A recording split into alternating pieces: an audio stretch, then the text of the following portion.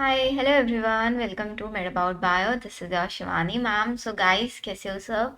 I hope आप सभी students की नीट की प्रिपरेशन बहुत अच्छी चल रही होगी। एंड डू यू नो बच्चों, हमारे नीट एग्जाम में कितने दिन रह गए हैं? अप्रॉक्स आइडिया या फिर एग्जैक्ट आइडिया? आई होप सभी स्टूडेंट एक एक दिन काउंट कर रहे होंगे। अभी हमारे नीट एग्जाम में टोटल 79 डेज रह गए हैं। एंड 79 डेज इज लाइक कि पता भी नहीं चलेगा ये टाइम कब निकल जाएगा। आप लोगों को पता है, आप लोगों के बोर्ड एग्जाम्स हैं, तो अराउंड 1.5 मंथ तो बोर्ड एग्जाम में कंसीडर करके मैं चलती हूँ कि बच्चों का जाता ही जाता है। बोर्ड एग्जाम फिनिश होने के बाद भी ऐसे नहीं होता कि आप लोग फुल फोकस के साथ पढ़ना शुरू कर देते हैं। तब भी ऐसे रहता है कि यार अभी तो बोर्ड एग्जाम्स फिनिश हुए हैं, अभी से क्यों पढ़ाई शुरू करें, कर लेंगे 1 वीक में। एंड वही रिलैक्स मोड बच्चों का चलता रहता है एंड उसी में पूरा अप्रैल वो लोग निकाल देते हैं। बट हमारे बच्चों को ऐसा नहीं करना है। आप लोगों को अभी से अटेंटिव रहना है। बोर्ड एग्जाम्स के टाइम पे भी बोर्ड एग्जाम को ये कंसीडर करके चलना है कि आप लोग नीट के लिए पढ़ाई कर रहे हो। अगर आप सिर्फ ट्वेल्थ के भी चैप्टर्स पढ़ रहे हो ना अभी बोर्ड एग्जाम्स के लिए, तो उनको नीट पॉइंट ऑफ व्यू से आप लोगों को स्ट्रॉन्ग बनाना है। एंड वो सिर्फ और सिर्फ तभी एक इम्पॉर्टेंट वे है, एनसीईआरटी रीड करोगे बहुत अच्छे से, प्लस सारे प्रीवियस ईयर क्वेश्चन करोगे। चैप्टर कोई भी पढ़ो, 11th पढ़ो या 12th पढ़ो, मैं भी फोर्स नहीं करूंगी कि आप लोग 11th पे फोकस करो। अभी आप लोग 12th पे ही करो, लेकिन उस 12th को भी अपना 100% दो। तो टोटल हमारे पास है 79 डेज, 79 डेज। एंड चैप्टर कितने हैं टोटल? 96 चैप्टर्स। तो इट मीन्स आप लोगों के पास बहुत कम टाइम है रिवीजन के लिए। एंड अगर आप लोगों का सिलेबस भी अभी तक फिनिश नहीं हुआ है, तो ये तो सीरियसली एक कंसर्न वाला चीज़ है आपका। इसको तो आपको करना ही पड़ेगा। 100% सिलेबस पे फोकस बिल्कुल मत करना। सिलेबस उतना करो जो हाई वेटेज वाले चैप्टर्स हैं।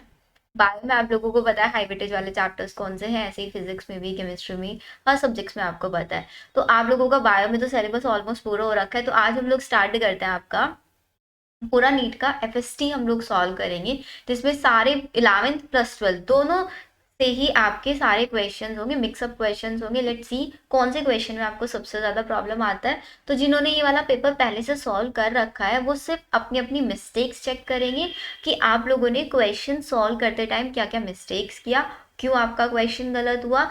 और जिसका क्वेश्चन सही था वो अपने आंसर मैच कर लेगा। एंड प्लस एक और चीज आपको सीखना है, 3 पॉइंट्स में आपको बताऊंगी। वीडियो को ऐसे नहीं कि ना मैम कुछ कहानी सुना रही है एंड सुनते जा रहे हो, ऐसे नहीं सुनना है। एक एक पॉइंट को समझना है कि अगर मैम क्वेश्चन रीड कर रही है तो उसको किस वे में रीड कर रही है, आंसर निकालने का वे क्या है। सबको बहुत सारी चीजें सीखने के लिए मिलेगा। जैसे आप लोग क्वेश्चन सॉल्व करते हो, ऐसे मैं ही आप लोगों के सामने क्वेश्चन सॉल्व करूँ। ठीक है, चलो टाइम वेस्ट नहीं करते हैं, जल्दी से क्वेश्चन सॉल्व करते हैं। सो फर्स्ट क्वेश्चन में देखो आप लोगों से क्या पूछा गया है।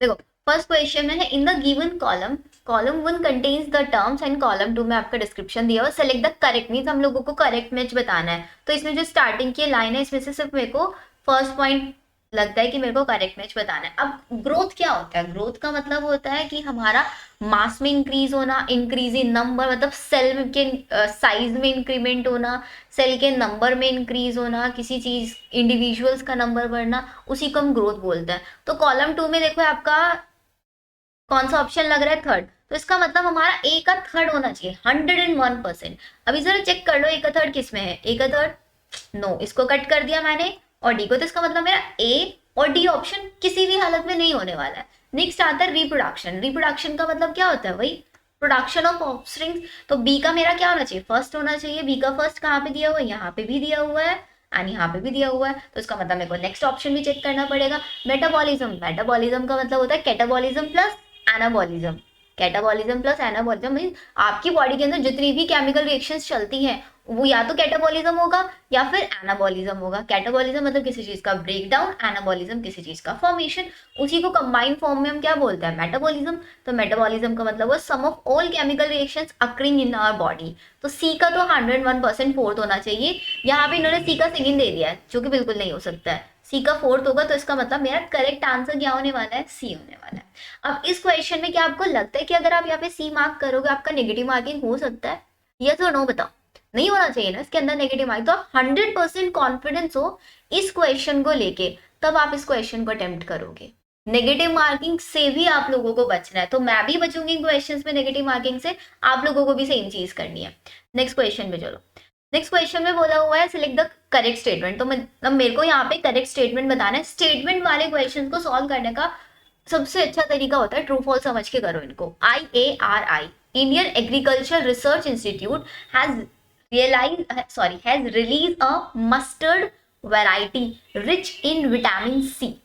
विटामिन सी रिच उन्होंने एक मस्टर्ड की वैरायटी बनाई थी, हमारे इंडियन एग्रीकल्चर रिसर्च इंस्टीट्यूट ने एग्जैक्टली बनाई थी, तो इसका मतलब ये हमारा ट्रू है। Pusa Swani, a variety of okra is resistant to aphids. Pusa Swani ये एक ओकरा की वैरायटी है, लेकिन ये रेजिस्टेंट एफिड्स के लिए नहीं है। किसके लिए रेजिस्टेंट है, कौन बताएगा ये? Exactly shoot and fruit borers के लिए, या फिर आप यहाँ पे लिख सकते हो ये हमारा रेजिस्टेंट है फ्रूट बोरर्स के लिए, तो इसका मतलब ये तो मेरा फॉल्स हो गया। Next, hairiness of leaves provide resistant to insect pest, means अगर आपकी जो लीव्स है उनका साइज बहुत ज्यादा है, उनके ऊपर हेयर लाइक स्ट्रक्चर है, हेरीनेस उनके अंदर प्रेजेंट है, तो क्या करता है हमारे इंसेक्ट पेस्ट को आने नहीं देता, इंसेक्ट पेस्ट को खा नहीं पाती लीव्स को। दिस इज ऑल्सो ट्रू, तो इसका मतलब ये भी हमारा ट्रू होने वाला है। नेक्स्ट देखो, agriculture account for approximately 33% of India's GDP and employ 62% of the population.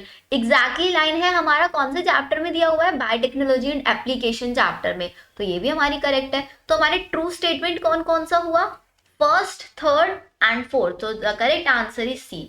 इसमें भी नेगेटिव मार्किंग के कोई चांसेस नहीं है हमारे, नहीं है ना नेगेटिव मार्किंग के चांसेस। ये क्वेश्चन हमारा हो गया है, let's move on the another question. Next question is which of the following pair has haploid structure, means इस क्वेश्चन में हम लोगों से पूछा हुआ है कि इनमें से कौन से स्ट्रक्चर है जिसकी प्लॉइडी है हैप्लॉइड। हैप्लॉइड समझते हो ना, एन, तो वो हम लोगों को बताना है। तो देखते हैं जरा एन किसका है, न्यूसिलस। न्यूसिलस क्या होता है, न्यूसिलस एक टिश्यू होता है आपका which is surrounded by the integuments के थ्रू सराउंडेड होता है, ये किसके अंदर प्रेजेंट होता है, megasporangium, means female reproductive part के अंदर प्रेजेंट होता है। न्यूसिलस के सिमिलर स्ट्रक्चर मेल्स के पास प्रेजेंट होती है, जिसको बोलते हैं स्पोरोजिनस टिश्यू। स्पोरोजिनस टिश्यू आगे जाके क्या बनाता है आपका, पीएमसी बनाता है, पॉलन मदर सेल। न्यूसिलस आगे जाके क्या बनाता है, मेगास्पोर मदर सेल बनाता है। तो इसका मतलब मेरे पास जो न्यूसिलस है, ये न्यूसिलस की प्लॉइडी भी क्या होगी, डिप्लॉइड होगी। न्यूसिलस से बनेगा क्या, megaspore mother cell by the process of mitosis, तो वहां पे वो क्या बनने वाला है, वो भी हमारा डिप्लॉइड होने वाला है।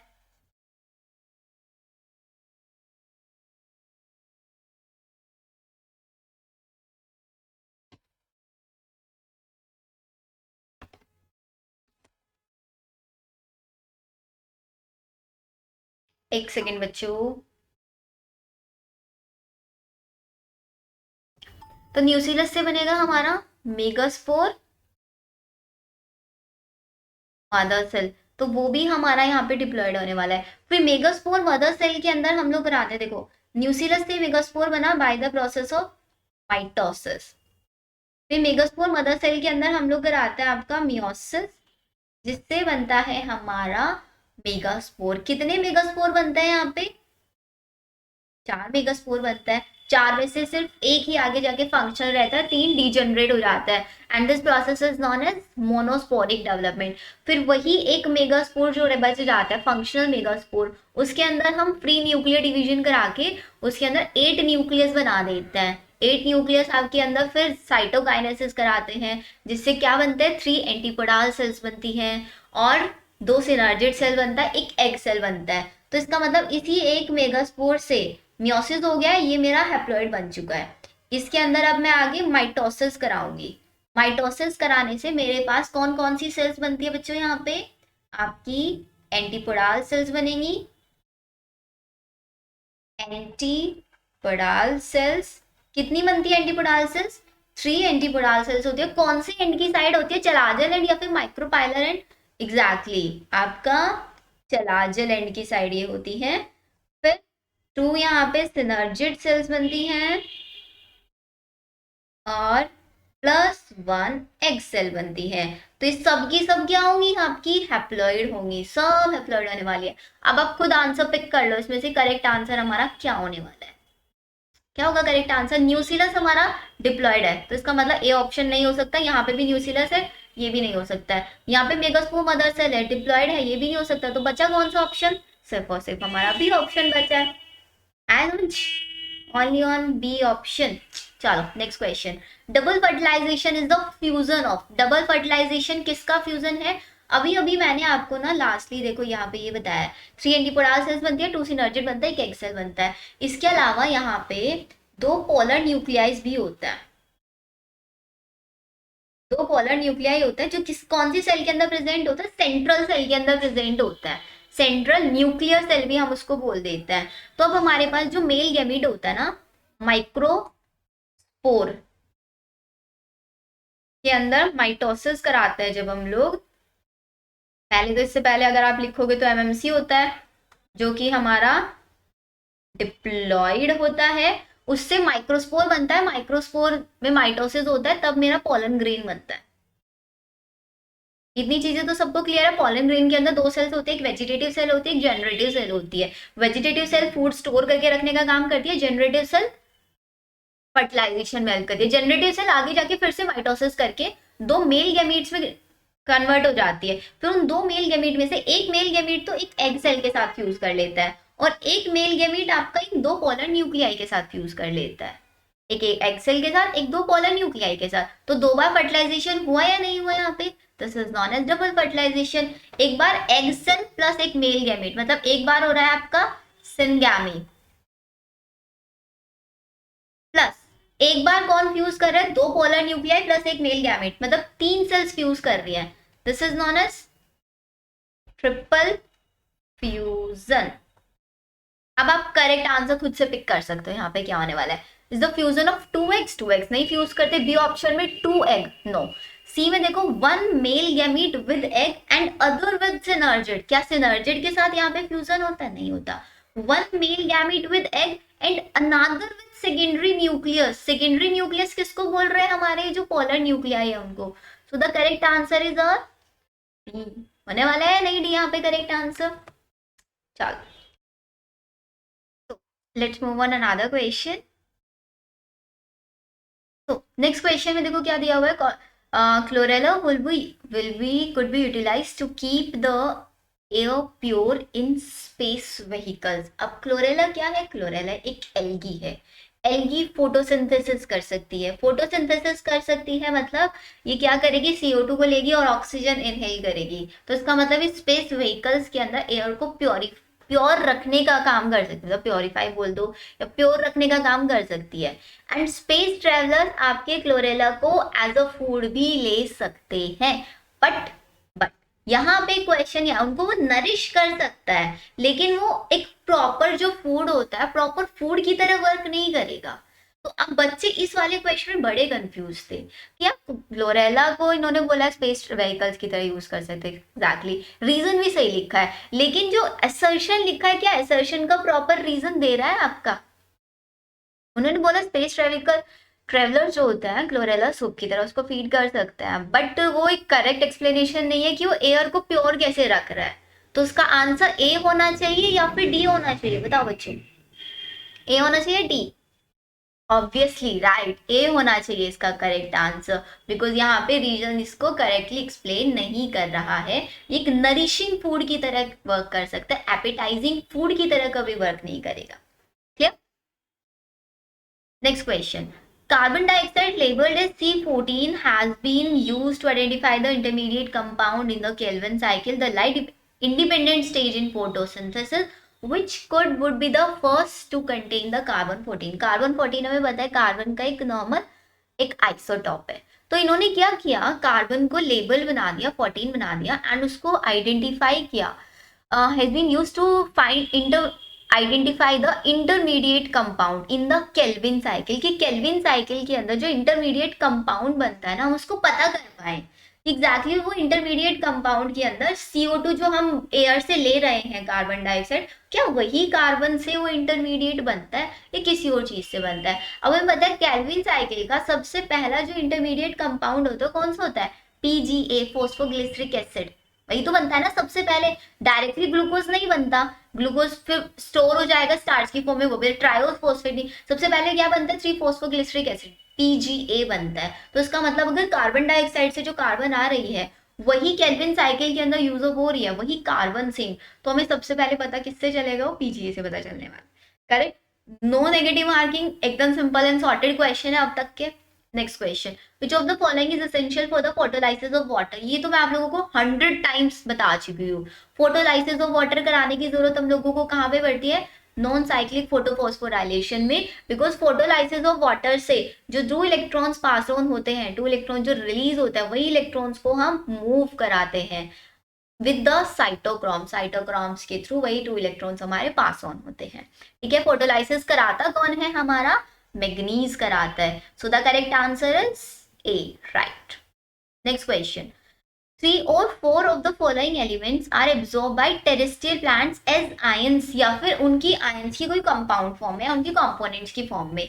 विच if any of the following is not absorb by plant as the ion, इनमें से ऐसा कौन सा आयन है जो मतलब कौन सा एलिमेंट है जिसको आयन की फॉर्म में कभी नहीं ले सकते। फॉस्फोरस को ले सकते हैं फॉस्फोएट की फॉर्म में, मैग्नीशियम को Mg+2 में ले सकते हैं, नाइट्रोजन को तो डायरेक्टली ले नहीं सकते, उसको तो आयन की फॉर्म में ही लेना पड़ेगा। सो बचा कौन सा ऑप्शन, कार्बन। क्या देखते हैं कभी हम कार्बन को CH3 की फॉर्म में ले रहे हैं या CH4 की फॉर्म में ले रहे हैं और किसी फॉर्म में ले रहे हैं, कार्बन को डायरेक्टली किस फॉर्म में लेते हैं, CO2 की फॉर्म में लेते हैं, आयनिक फॉर्म में कभी नहीं एक्सेप्ट करते, राइट। तो इसका मतलब हमारा करेक्ट आंसर क्या होने वाला है, यहाँ पे बी होने वाला है। बाकी के ऑप्शंस कर दो cut. Next, dihybrid ratio in F2 generation. F2 generation में डाइहाइब्रिड रेशियो हमें बताया, ये तो बहुत सिंपल एंड सॉर्टेड क्वेश्चन है। 9:3:1 हमारा F2। और अगर मैं F1 जनरेशन की बात करूंगी तो वहां पे 3:1 आता है, और अगर मैं कोडोमिनेंस की बात करूंगी तो 1:2:1 आता है answer. Clear, no negative marking यहाँ तक। Next, the zone of atmosphere that lies near the ground, मतलब हमें पता है एटमॉस्फेयर के अंदर डिफरेंट डिफरेंट लेयर्स होती हैं, तो वो कौन सी जोन है हमारा जो ग्राउंड के सबसे क्लोज होता है। तो ग्राउंड से अगर हम इसको यहाँ पे हाइट के कंपैरिजन में देखें तो सपोज ये मेरा ग्राउंड है, ग्राउंड से लेके 11 किलोमीटर तक आप चले जाओ, वो जितना भी जोन आएगा ग्राउंड से 11 किलोमीटर तक, उसको हम बोलेंगे आपका ट्रोपोस्फेयर। ठीक है, ये होता है हमारा ट्रोपोस्फेयर। और फिर 11 से आप आगे जाओगे, अगर 11 से 50 किलोमीटर तक का जो रीजन होता है उसको क्या बोलते हैं हम आपका, this is known as stratosphere. और स्ट्रेटोस्फेयर के अंदर ही क्या प्रेजेंट होती है हमारी, ओजोन प्रेजेंट होती है, जो हमें यूवी रेडिएशन से प्रोटेक्ट करने में हेल्प करती है। So the correct answer is your troposphere. No negative marking अब तक। तो अब तक हम लोगों ने देखो 10 क्वेश्चन सॉल्व कर लिया, 10 4 जा 40 मार्क्स तो मेरे 100% आने हैं अभी तक बायो में। Clear. Next, reverse transcriptase is, इनमें से रिवर्स ट्रांसक्रिप्टेज क्या। अब बच्चे यहाँ पे भी बड़े कंफ्यूज होता है कि ये RNA डिपेंडेंट कौन होता है, DNA डिपेंडेंट कौन होता है। सिंपली याद रखना है, देखो central dogma of molecular biology सबको आता है ना। DNA से RNA से बनता है हमारा प्रोटीन, और DNA से DNA बनाने के प्रोसेस को हम बोलते हैं आपका रेप्लिकेशन, एंड DNA से RNA बनाने के प्रोसेस को हम बोलते हैं आपके ट्रांसक्रिप्शन, एंड RNA से प्रोटीन बनाने के प्रोसेस को हम बोलते हैं आपका ट्रांसलेशन। इतनी चीजें क्लियर है ना सबको। रेप्लिकेशन और ट्रांसक्रिप्शन ये दोनों के दोनों प्रोसेस कहाँ पे होता है, साइटोप्लाज्म या फिर न्यूक्लियस के अंदर। जल्दी से बताओ, आप लोगों के कमेंट्स में चेक करती रहूंगी कि आप लोग कमेंट कर रहे हो या नहीं, आप लोग चैट सेक्शन में एक्टिव हो या नहीं, आप लोगों को आंसर्स पता है नहीं। रेप्लिकेशन और ट्रांसक्रिप्शन दोनों के दोनों प्रोसेस न्यूक्लियस के अंदर होता है। तो ये वो पार्ट है जो किसके अंदर हो रहा है, हमारा न्यूक्लियस के अंदर हो रहा है, and this one part is occurring in cytoplasm. ये mRNA इसको लिखा करो, mRNA। एक होता है HNRNA। एनीवन नोस HNRNA क्या होता है। वह बोलोगे मैम आप क्वेश्चन सॉल्व करा रहे हो, बहुत सारे फालतू के कंसेप्ट, इससे बच्चा आपके पूरा चैप्टर रिवाइज हो जाएगा। बहुत अच्छा तरीका होता है FST। आपको कुछ भी नहीं आता ना तब भी FST सॉल्व करने बैठ जाओ, एटलीस्ट 50 कंसेप्ट तो आप उस FST से सीख लोगे। क्वेश्चन बहुत सारे गलत करोगे, गलती करना जेन्युइन है, ह्यूमन नेचर है, गलतियां हम करेंगे, मैं भी गलती करती हूँ, आप लोग भी करोगे। लेकिन मोस्ट इंपॉर्टेंट थिंग कि आप लोग अपनी गलतियों से सीख कितनी चीजें रहे हो। अगर आपने कोई क्वेश्चन गलत किया है ना तो उस क्वेश्चन का पूरा कंसेप्ट पढ़ लो, फिर नेक्स्ट टाइम अगर सेम कंसेप्ट से कोई और क्वेश्चन भी आएगा ना तो आप लोग बहुत इजीली वो क्वेश्चन कर पाओगे। ठीक है, तो मैं बोल रही थी H N R N A मतलब heteronuclear RNA. H N R N A वो आरएनए होता है जिसके अंदर आपके एक्सॉन्स प्लस इंट्रॉन्स दोनों पार्ट्स होता है। और हमें पता है एक्सॉन क्या होता है, हमारे डीएनए का एक्टिव पार्ट होता है जो कि प्रोटीन को कोड करेगा। इंट्रॉन IN मतलब इनएक्टिव पार्ट होता है डीएनए को, जिस किसी चीज को कोड नहीं करेगा। ये तो था थोड़ी एक्स्ट्रा इन्फॉर्मेशन। अब जरा क्वेश्चन पे आते हैं हम लोग। अभी क्वेश्चन में बोला है कि रिवर्स ट्रांसक्रिप्टेज, अगर मैं एमआरएनए से वापस डीएनए बनाना चाहूंगी तो उस प्रोसेस को क्या बोलेंगे हम?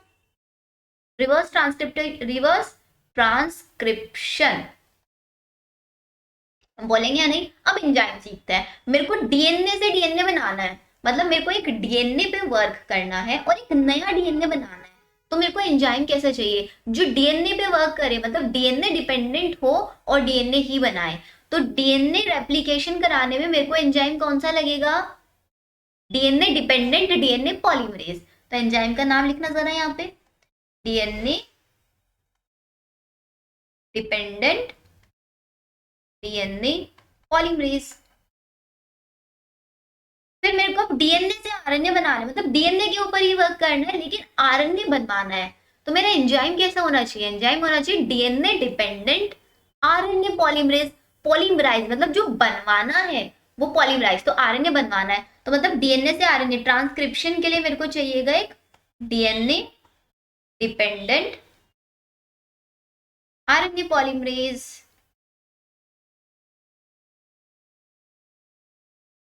ऊपर वाला रिवर्स ट्रांसक्रिप्शन में देखो क्या हो रहा है, आरएनए से डीएनए बनवाना है, मतलब मेरे को पॉलीमराइज तो डीएनए कराना है लेकिन आरएनए से कराना है। तो मेरे को एंजाइम कौन सा चाहिएगा? RNA dependent DNA polymerase. अब देखो इसी एक कंसेप्ट से आपका बहुत सारे क्वेश्चन सॉल्व हो सकता है ना? अब आंसर अब आंसर बताओ कौन सा होने वाला है? RNA dependent DNA polymerase. कहाँ पे दिया हुआ है? D option. लगता है कहीं पे नेगेटिव मार्किंग करके आओगे अब आप लोग। डी ऑप्शन आपका करेक्ट होगा। नेक्स्ट क्वेश्चन पे आओ। Which of the following statement are incorrect? Again true false वाले क्वेश्चन आ गए। Genetic engineering is also known as recombinant DNA technology, obviously true है। ट्रू को मैं टी को मैं आई बना दे रही हूँ। Bacteriophage is not used as vector. Bacteriophage को तो वैक्टर की तरह यूज कर सकते हैं ना बैक्टीरिया के केस में, तो ये मेरा फॉल्स है। पहले Malayalam is a palindrome, Malayalam palindromic site है। पेलिंड्रोमिक मतलब उसको लेफ्ट से राइट, राइट से लेफ्ट कहीं से भी रीड करो सेम होने वाला है। तो this is also true. Ethereum bromide can not be use for staining DNA. DNA को स्टेनिंग मतलब जेल इलेक्ट्रोफोरेसिस की बात कर रहा है, थोड़ा सा डिस्कस कर ले जेल इलेक्ट्रोफोरेसिस। चलो कर ही लेते हैं, अभी नाम आ गया है तो बच्चों का कंसेप्ट रिवाइज हो जाएगा। अब जेल इलेक्ट्रोफोरेसिस के अंदर क्या होता है? एक जेल होती है, नाम से पता चल रहा है। कौन सी जेल होती है बच्चों? एगरोस जेल होती है। कहाँ से एक्सट्रैक्ट करते हैं इसको? सीवीड से एक्सट्रैक्ट करता है। एगरोस जेल लिया, अब जेल के ऊपर मैंने अपने डीएनए फ्रेगमेंट्स डाला, डीएनए फ्रेगमेंट्स मूव करेंगे इलेक्ट्रो मींस इलेक्ट्रिसिटी के प्रेजेंस में। तो मतलब मैं यहाँ पे एनोड और कैथोड ये यूज कराऊंगी और फोरेसिस कराऊंगी, मतलब डीएनए फ्रेगमेंट्स का मूवमेंट कराऊंगी। तो जो मेरे लार्ज साइज डीएनए फ्रेगमेंट्स होंगे, large size DNA fragments will move slower, small size fragments will move faster. तो जो स्मॉल साइज फ्रेगमेंट्स, अच्छा डीएनए के ऊपर चार्ज क्या होता है पहले वो बता दो। डीएनए के ऊपर चार्ज नेगेटिव है, तो डीएनए मूव कर रहा है, कौन से चार्ज की साइड मूव करेगा? पॉजिटिव। तो जो डीएनए की फ्रेगमेंट्स पॉजिटिव साइड में मेरे को ज्यादा मिलने वाली है, इसका मतलब उनका साइज स्मॉल है। जो नेगेटिव साइड पे ही है उनका साइज लार्ज है। तो अब उनको पहचानने के लिए मेरे को क्या करना है? जेल इलेक्ट्रोफोरेसिस में से अपना जीन ऑफ इंटरेस्ट पिक करना है। तो उसको स्टेनिंग करने के लिए हम इथीरियम ब्रोमाइड यूज करते हैं। अब इथीरियम ब्रोमाइड अकेले नहीं कि सिर्फ ब्रोमाइड यूज कर लिए तो स्टेनिंग है, उसको विजुअलाइजेशन के लिए किसका यूज करेंगे? विजुअलाइजेशन के लिए हम यूवी रेज का यूज करते हैं, और डीएनए फ्रेगमेंट्स में एक्स रेज का यूज करता है, यहाँ पे यूवी रेज का करता है। तो ये हुआ हमारा जेल इलेक्ट्रोफोरेसिस। तो मतलब ये तो गलत बोल रहे, इथीरियम ब्रोमाइड को तो यूज कर सकते हैं हम लोग। तो इसका मतलब बच्चे लोग ये भी हमारा फॉल्स होगा। तो क्या होना चाहिए आंसर? लगता है कहीं पे नेगेटिव मार्किंग करके आओगे इस क्वेश्चन में आप लोग। सेकेंड और फोर्थ ये रहा हमारा B option. No negative marking. 12 question मैंने कर दिया एंड एक एक क्वेश्चन बहुत इजी क्वेश्चन था, आप लोगों को भी लग रहे होंगे क्वेश्चन इजी। नेक्स्ट क्वेश्चन पे आते हैं। अ lake near a village suffered heavy mortality, mortality मतलब डेथ रेट, एम को मरना बताया था ना मैंने आप लोगों को, मोर्टेलिटी, और एक होता है नेटेलिटी, न्यू ऑफस्प्रिंग्स का बनना, natality rate and mortality rate with in a few days. मतलब हमारे क्या हुआ ना कि एक लेक था विलेज के पास में, उसके अंदर देखा गया कि कुछ ही दिनों के अंदर बहुत सारी फिशेस की डेथ हो गई अचानक से। कंसीडर द फॉलोइंग रीजन, मतलब आपको एक करेक्ट रीजन बताना है कि क्यों फिशेस की डेथ हुई होगी। अब हमारे माइंड में फिशेस की डेथ में कि मतलब किसी ने क्या क्या होगा वहां पे ना, इंडस्ट्रियल वेस्ट वगैरह ज्यादा डाल दिया होगा, कुछ फर्टिलाइजर्स वगैरह, कुछ केमिकल्स वगैरह, पेस्टिसाइड्स वगैरह ज्यादा आ गए होंगे वहां पे। तो पहला ऑप्शन है loads of urea and phosphate fertilizers were used in the crop in the vicinity. Vicinity का मतलब होता है आसपास के एरिया के अंदर। हो सकता है कि क्रॉप में वहां के फार्मर्स ने बहुत ज्यादा यूरिया और फोस्फेट फर्टिलाइजर्स का यूज किया होगा, जिसकी वजह से क्या हुआ होगा, जो वाटर था, वाटर की क्या बढ़ गई होगी, वाटर की फर्टिलाइजिंग कैपेसिटी बढ़ गई होगी, बिकॉज ये फर्टिलाइजर्स है। फर्टिलाइजर्स क्या होता है, नाइट्रोजन एंड फॉस्फोरस रिच होता है। अब हमारे लेक की फर्टिलाइजिंग कैपेसिटी बढ़ेगी, जिसकी वजह से वहां पे ग्रोथ किसकी हो जाएगी, मैक्स अमाउंट में एल्गी की ग्रोथ हो जाएगी या नहीं हो जाएगी, एल्गी ग्रोथ होगी आपके वाटर के अंदर। एल्गी को क्या चाहिएगा, ऑक्सीजन लेगी या नहीं, मतलब वाटर का यूज करेगी या नहीं करेगी आपके लिए बताओ।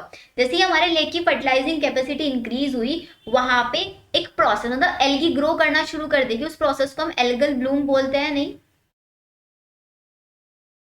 Algal bloom, and this process is also known as eutrophication. इतना हम लोगों ने पढ़ा है, अब ये मत बोल देना मैम नहीं पढ़ा है। तो एल्गल ब्लूम क्या कर सकता है, एल्गल ब्लूम आपके वाटर की क्वालिटी को डिक्रीज कर देता है, और वाटर की क्वालिटी डिक्रीज होगी मतलब वाटर के अंदर जो डिजॉल्व ऑक्सीजन है उसकी अमाउंट कम हो जाएगी। जो फिशेस वगैरह हैं उनको प्रॉपर ऑक्सीजन नहीं मिल पाएगी, प्रॉपर सनलाइट नहीं मिल पाएगी, क्योंकि पूरा का पूरा जो लेक होता है ना ग्रीन बन जाता है। ठीक है, तो इसकी वजह से फिशेस की डेथ होगी। तो मतलब फर्स्ट रीजन तो 101% होने वाला है। The area was spread with DDT, DDT से स्प्रे कराने की वजह से हमारा फिशेस की डेथ नहीं होगी with in a few days, मतलब बहुत जल्दी इतनी डेथ नहीं होगी, क्योंकि डीडीटी क्या कराता है, डीडीटी आपका एक प्रोसेस कराता है, जिस प्रोसेस को क्या बोलते हैं हम लोग, मतलब आपकी फूड चेन के अंदर स्टेप बाय स्टेप डीडीटी का इंक्रीमेंट होना, एम्प्लीफिकेशन होना, that process is known as,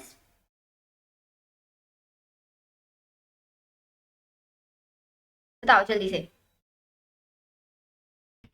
Exactly, that process is known as biological magnification. Biological magnification की वजह से फिशेस की इतनी जल्दी डेथ नहीं पॉसिबल है, तो इसका मतलब फिशेस की जो डेथ हुई वो यूट्रोफिकेशन की वजह से होगी। थर्ड में देखना क्या है, lake water turn green and sticky. जो लेक वाटर है हमारा वो ग्रीन और स्टिकी हो गया होगा, ऑब्वियसली हमारा ग्रीन एंड स्टिकी हो गया होगा बिकॉज एल्गल ब्लूम वहां पे आ गया है। Phytoplankton population in the lake declined initially, thereby greatly reducing photosynthesis. Phytoplankton की जो पॉपुलेशन है लेक के अंदर वो धीरे धीरे डिक्लाइन होगी, बट ऐसा तो नहीं होना चाहिए बिकॉज वहां पे तो एल्गल ब्लूम की ज्यादा आ रहे हैं, और एल्गल ब्लूम को एक टाइप से हम फाइटोप्लैंक्टन्स भी बोल सकते हैं, मतलब aquatic plants greatly reducing photosynthesis, photosynthesis reduce नहीं होगा इससे, प्लांट्स की पॉपुलेशन इंक्रीज हो गई होगी। तो आपका करेक्ट आंसर क्या होना चाहिए, प्लांट की भी कोई पॉपुलेशन इंक्रीज होने की वजह से फिशेस की डेथ थोड़ी ना होगी वहां पे। तो इसका मतलब मेरे अकॉर्डिंग तो उसका फर्स्ट होना चाहिए एंड थर्ड, फर्स्ट और थर्ड किसमें दिया हुआ, ए ऑप्शन में। सो द करेक्ट आंसर कौन सा होना चाहिए हमारे यहाँ पे, ए होना चाहिए। अब बाकी के ऑप्शंस पे भी चल जाते हैं। अब सपोज कर रहे हैं बच्चों को हमारे लग रहा है कि इसमें से फोर्थ ऑप्शन भी हो सकता है मैम, या फिर फिफ्थ अगर वो कंसीडर करके चल रहा है तो फोर्थ आप कंसीडर करके चल सकते हो, लेकिन आप सेकंड में तो बिल्कुल श्योर होंगे ना कि डीडीटी का इंक्रीमेंट अगर आपका होगा किसी लेक या किसी भी वाटर बॉडी के अंदर, तो उसकी वजह से इतनी जल्दी फिशेस की डेथ नहीं होगी, मतलब एक्वेटिक एनिमल्स की डेथ नहीं कराता है, उनके अंदर पॉइजनस सब्सटेंस जरूर आ जाता है बिकॉज वो एक्यूमुलेट होता है step by step. This is known as biological magnification. तो इसका मतलब मैं बी ऑप्शन को तो लेके बिल्कुल श्योर ही नहीं हो सकता। डी ऑप्शन में इन्होंने फर्स्ट कोई कंसीडर नहीं किया है, इसलिए इसके साथ भी हम नहीं जाएंगे। सी में इन्होंने थर्ड एंड फोर्थ लिया है, थर्ड एंड फोर्थ, बाकी क्या हमारा फिफ्थ को भी ले सकते थे हम। एल्गल ब्लूम है, प्लांट्स को अगर बच्चे सोचे कि मैम एल्गी है, प्लांट है, प्लांट की पॉपुलेशन तो इंक्रीज हुई है वाटर बॉडीज के अंदर, हो सकता है ना आप लोग कंफ्यूज, लेकिन ऑप्शंस को हमने एलिमिनेट कर दिया बिकॉज मैं श्योर हूँ फर्स्ट होना ही होना चाहिए। तो हमारा सी भी नहीं हो सकता, तो करेक्ट ऑप्शन बचता है ए। अब बताओ, लगता है इसके अंदर आप नेगेटिव मार्किंग करके आओगे? अकॉर्डिंग टू भी नहीं करके आओगे आप लोग नेगेटिव मार्किंग। अगर जिस एस्पेक्ट में मैं आप लोगों को सोचना बता रही हूँ क्वेश्चन, सेम एस्पेक्ट्स में आप लोग सोचना शुरू करोगे तो। Next, which of the following feature would be the characteristics of the stratosphere but not of the troposphere? Troposphere आपके ग्राउंड के सबसे नियरेस्ट जो जोन होता है उसको बोलते हैं। और अभी मैंने आपको लास्ट स्लाइड में ही बताया था, स्ट्रेटोस्फेयर में सबसे ज्यादा क्या पाया जाता है? ओजोन पाया जाता है, जो हम लोगों को यूवी रेडिएशन से बचाता है। तो करेक्ट आंसर क्या होना चाहिए? Most ozone reside here, most water vapour. Obviously आगे पढ़ते ही है, ए ऑप्शन है हमारा। Next, which of the following choose the correct option, आपको करेक्ट चूज करना है। अब आता है इस क्वेश्चन पे, मैं तो बोलेंगे मेरे को सबसे ज्यादा इजी ये क्वेश्चन लगता है। सबसे पहले हमारा ग्रासेस से शुरू करता है। ग्रासेस क्या है? मेरे प्रोड्यूसर्स है। डी का सेकंड होना चाहिए, पिक करना। डी का सेकंड का है, ये रहा। अब आप सोचेंगे मैम ये तो आपने पहले से भी पढ़ रखा होगा, और ऑप्शंस को देख लेते हैं। फॉस्फोरस सबसे ज्यादा कहाँ पे होता है? रॉक्स में होता है, नहीं होता है? तो ए का थर्ड होना चाहिए, यहाँ पे ए का थर्ड है, यहाँ पे। तो सी और डी यहाँ से कट कर दिया। कार्बन, कार्बन कहाँ पे पाई जाती है? कार्बन आपके एटमोस्फेयर में पाई जाती है in the form of CO2। तो इसका मतलब कार्बन का बी का 1 होना चाहिए। बी का 1 कहाँ दे रखा है? यहीं पे दे रखा है, गोट। T2, T2 का मतलब होता है second trophic level. T2 T1 ये सेकेंड। तो गोट हमेशा क्या खाती है? Grass. Grass producers first trophic level, goat उसको खाएगी तो सेकेंड ट्रॉपिक लेवल। तो सी का क्या होना चाहिए? हमेशा फोर्थ। लगता है नेगेटिव मार्किंग का चांस होगा यहाँ पे, नहीं होना चाहिए ना। This is the correct way to solve the match the following questions. Next, what is the end product of glycolysis of a glucose molecule?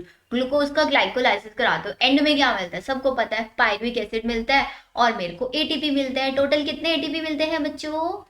2 ATP मेरे को मिलते हैं, बिकॉज बनते 4 हैं, 4 में से 2 यूटिलाइज होके बच जाते हैं, सिर्फ 2 ATP. In some succulent plants like Opuntia, the RQ is 0. This is the most important question, जिसको हम अच्छे से पढ़ेंगे। अब इस क्वेश्चन में देखो क्या पूछा हुआ है। जैसे कि आप लोगों को याद है, ये वाला क्वेश्चन हमारा कौन सा चैप्टर से बिलोंग करता है? आपका रेस्पिरेशन प्लांट चैप्टर से, जहाँ पे हम लोगों ने RQ पढ़ा है। RQ not respiratory equation. Respiratory equation का फॉर्मूला क्या होता है? RQ is equals to CO2 by O2 या फिर O2 बाई CO2।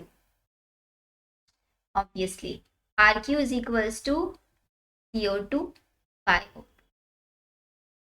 अब यहाँ पे क्वेश्चन में ये बोल रहे हैं कि जो हमारे ओपनटीए प्लांट्स है ना, उनका क्या होता है कि RQ 0 होता है। अब कोई भी वैल्यू RQ 0 कब आएगा? या तो हमारा CO2 0 हो जाए या फिर हमारा O2 0 हो जाए, दोनों में से कोई भी एक वैल्यू 0 हो जाएगी तो मेरा RQ 0 आ जाएगा। RQ 0 कब आएगा?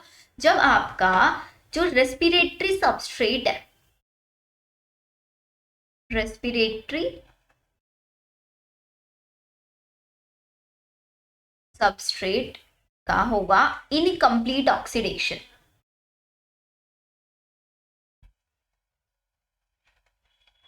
इनकम्प्लीट ऑक्सीडेशन, बिकॉज जब कंप्लीट ऑक्सीडेशन होता है तभी तो CO2, O2 और H2O ये सब रिलीज होता है।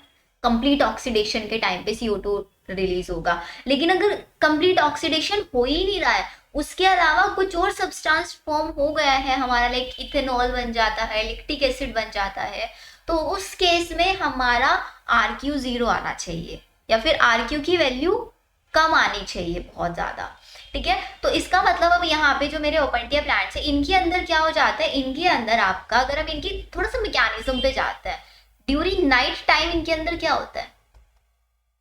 नाइट टाइम में इनके स्टोमेटा ओपन रहता है। नाइट टाइम में स्टोमेटा ओपन रहेंगे, तो इसका मतलब CO2 को लेंगे ये एंड O2 को इवॉल्व करेंगे उस टाइम पे, और during day time stomata close रहेंगे। स्टोमेटा क्लोज रहेंगे तो इसका मतलब कोई CO2 उनके अंदर एंटर नहीं कर पाएगी। रात के टाइम में CO2 एंटर हो रही है और ऑक्सीजन बाहर निकल रही है, लेकिन डे के टाइम में कोई CO2 एंटर नहीं हो पा रही है। तो इसका मतलब ये दिन में फोटोसिंथेसिस नहीं कर पा रहे होंगे क्योंकि CO2 उनके पास नहीं जा रही है। रात में फोटोसिंथेसिस नहीं कर सकते बिकॉज लाइट नहीं होती रात के टाइम में, तो इसीलिए इनके अंदर जो रेस्पिरेटरी सबस्ट्रेट होता है वो इनकम्प्लीट ऑक्सीडेशन होता है। CO2 का जो अमाउंट होता है बहुत ज्यादा कम हो जाता है इनके अंदर। CO2 का अमाउंट बहुत ज्यादा इनके अंदर कम हो जाने की वजह से इनका जो RQ होता है वो 0 हो जाता है या फिर लेस देन 0 हो जाते हैं, लेस देन 0 मतलब लेस देन 1 हो जाता है। तो आंसर बताओ आपका क्या होना चाहिए, CO2 is release without any absorption of O2। CO2 release हो रही है कि वहां पे O2 का एब्जॉर्प्शन नहीं हो रहा है, O2 एब्जॉर्ब हो रहा है बट CO2 रिलीज नहीं हो रहा है। O2 एब्जॉर्ब हो रहा है, CO2 there is open compensation in these point due to lack थाइलोकोर्टिन। तो करेक्ट आंसर क्या होना चाहिए, बी होना चाहिए ना। ऑक्सीजन तो एब्जॉर्ब हो रहा है लेकिन CO2 रिलीज नहीं हो पा रही है, कब, डे टाइम में, क्योंकि वहां पे स्टोमेटा क्या है हमारे क्लोज हो रखे हैं। क्लियर, ओके देन, तो ये क्वेश्चन हमारा डन। अब हम चलते हैं नेक्स्ट क्वेश्चन पे। Electrons are picked up by an electron acceptor which pass them to an electron transport system. ETS में हमारे क्या होता है, फाइटोक्रोम्स या साइटोक्रोम्स, एग्जैक्टली हमारे साइटोक्रोम्स प्रेजेंट होते हैं वहां पे। तो हमारे यहाँ पे प्रेजेंट होते हैं क्या, साइटोक्रोम, साइटोक्रोम A1 B3 ये सब।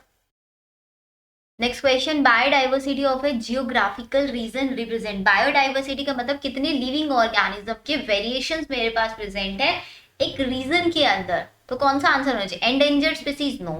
Diversity in the organism living in the region, एक पर्टिकुलर रीजन के अंदर कितनी ज्यादा डाइवर्सिटी रह रही है उसको हम बोलते हैं आपका बायोडाइवर्सिटी। और बायोडाइवर्सिटी फिर आगे बताया हम लोगों को कितने टाइप की होती है, 3 टाइप की। अगर मेरे को बायोडाइवर्सिटी जीन्स के अंदर मिल रही है तो जेनेटिक बायोडाइवर्सिटी, अगर मेरे को स्पीसीज के अंदर मिल रही है तो स्पीसीज डाइवर्सिटी, अगर मेरे को इकोसिस्टम के अंदर मिल रही है तो इकोसिस्टम डाइवर्सिटी, जो हम लोगों ने chapter biodiversity and it's conservation chapter में पढ़ा है।